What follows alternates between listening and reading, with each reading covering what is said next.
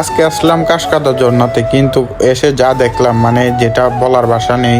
তো আজকের ব্লগটা থাকবে হচ্ছে আমরা কিভাবে কাশকাদা ঝর্ণাতে গিয়েছিলাম। সালাম আলাইকুম বন্ধুরা, কি অবস্থা সকলের? আশা করি সকলে ভালো আছেন, আপনাদের তো আমিও ভালো আছি। তো আজকে যাচ্ছি হচ্ছে কাশকাদা ঝর্ণাতে বন্ধু মাহিন এবং নাজমুলকে নিয়ে।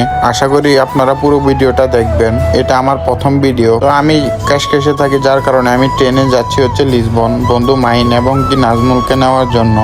তো আজকে যাচ্ছি হচ্ছে পর্তুগালের বিখ্যাত একটি জায়গা যার নাম কাশকাদা ঝর্ণা। ভাবলাম আপনাদের সাথে ভিডিওটা শেয়ার করা যাক। তো আমি অবশেষে চলে আসলাম লিসবন।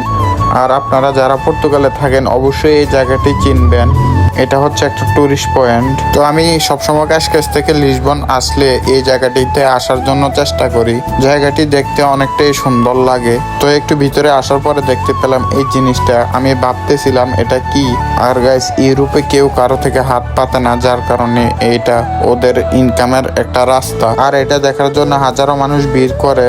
তো গাইস, এসে বন্ধু মাইনের জন্য অপেক্ষা করছি, কিন্তু ভাবলাম অনেক গরম পড়তেছে, তাই একটি আইসক্রিম খাওয়া যাক। তাই আমি ম্যাকডোনাল্ড থেকে একটি আইসক্রিম নিয়ে নিলাম। তো অবশেষে বন্ধু মাহিন এবং কি নাজমুল এসে পড়লো, তাদেরকে নিয়ে রওনা দিয়ে দিলাম। তো আজকে মূলত ঘুরতে নিয়ে যাচ্ছে হচ্ছে বন্ধু মাহিন।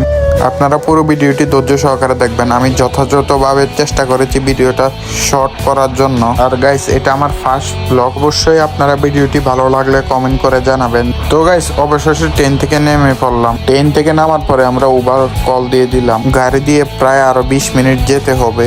ওইদিকে দেখতে পেলাম বন্ধু মাহিন তার ব্লগের জন্য ভিডিও শুট নিচ্ছে। আপনারা হয়তো বা মাহিনকে চিনে থাকবেন, কারণ সে একজন ব্লগার। তো অবশেষে চলে আসলাম আমরা আমাদের গন্তব্যস্থানে। তো আমরা ট্রেল ধরে যাচ্ছি। আর গাইস, যে ঝর্ণাটিতে যাচ্ছি এটা অনেক জঙ্গল, অনেক গভীর জঙ্গলের ভিতরে। আর বন্ধুদের সাথে আসতে পেরে অনেকটাই ভালো লাগছে, কারণ বন্ধুদের সাথে ঘুরার মানে বা মজাই আলাদা। তো এই যে বন্ধুরা, আপনারা দেখতেই পাচ্ছেন গভীর জঙ্গলে দিয়ে ট্রেল ধরে হাঁটছি। তো দীর্ঘ অনেকক্ষণ হাঁটার পরে চলে আসলাম মূল জায়গাটিতে, কিন্তু এসে বন্ধুরা যা দেখছি মানে বলার কোনো ভাষাই নেই। আর বাকিটা ইতিহাস। মানে কি বলবো বন্ধুরা, একমাত্র এই অবাগার কারণে কিন্তু আমরা আজকে ঝর্ণাটা দেখতে পারি না। যদি ওকে না নিয়ে আসতাম অবশ্যই কিন্তু ঝর্ণা দিয়ে পানি পড়তে।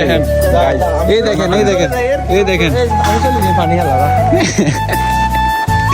এত কষ্ট করে পাহাড় বাইয়ে এত টাকা খরচ করে আমরা আসলাম। আমরা এখানে প্রায় মিনিমাম 50 ইউরোর মতো শেষ।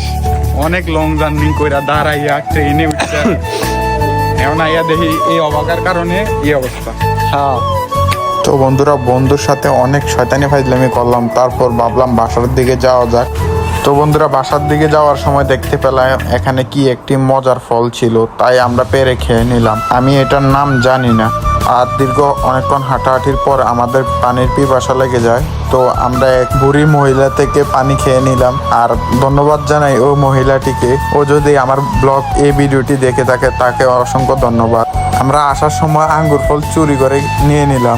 যে যাই বলুক, চুরি করে খাওয়ার মজাটাই আলাদা। আর পর্তুগালের মতো দেশে বন্ধু বান্ধবকে নিয়ে এভাবে চিল করতে পারবো মানে ভাবতে অবাক লাগে। তো আমরা আরেকটু সামনে আসার পরে দেখি এখানে বাংলাদেশের মতো সিম গাছ এবং কি ভুট্টা গাছ লাগানো রয়েছে।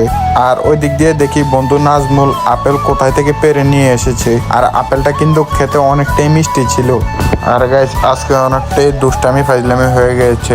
আর এটা আমার ফার্স্ট ব্লগ। আপনারা যদি দেখে থাকেন অবশ্যই আমার আইডিটি ফলো করবেন নতুন নতুন ভিডিও পাওয়ার জন্য। আপনাদের সবাইকে অসংখ্য ধন্যবাদ। আল্লাহ হাফেজ।